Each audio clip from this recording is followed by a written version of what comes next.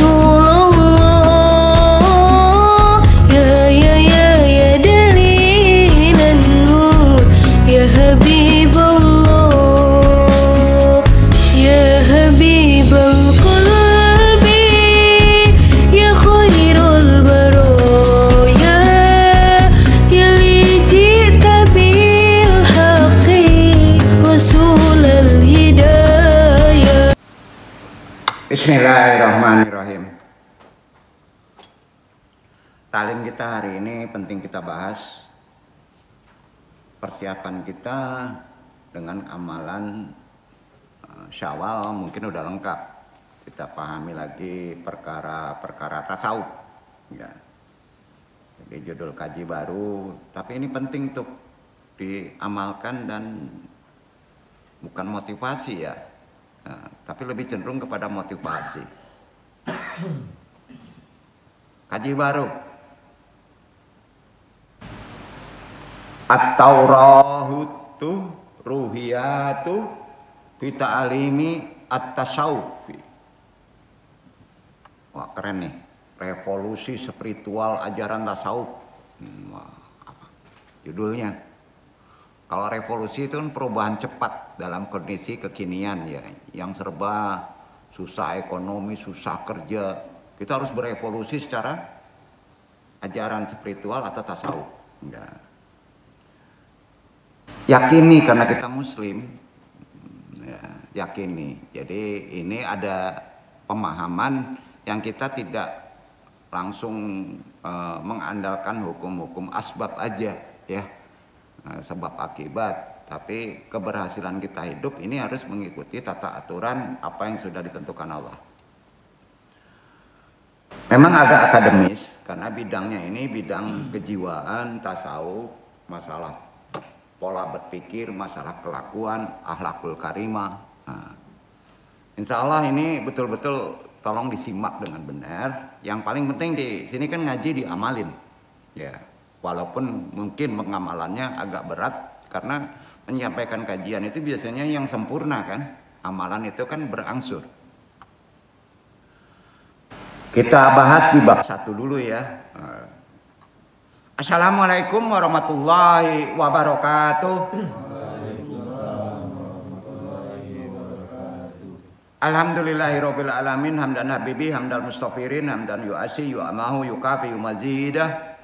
Asyhadu alla ilaha illallah wa asyhadu anna Muhammadan abduhu wa rasuluh. Allahumma sholli wa sallim wa barik ala sayyidina Muhammadin wa ala alihi wa baitihi dzurriyyatihi ajmain. Hadirin, kita awali dengan syahadat, kuatkan lagi keislaman kita, istighfar, talqin, zikir tentunya hanya ditujukan kepada Allah. Sama-sama kita jaharkan.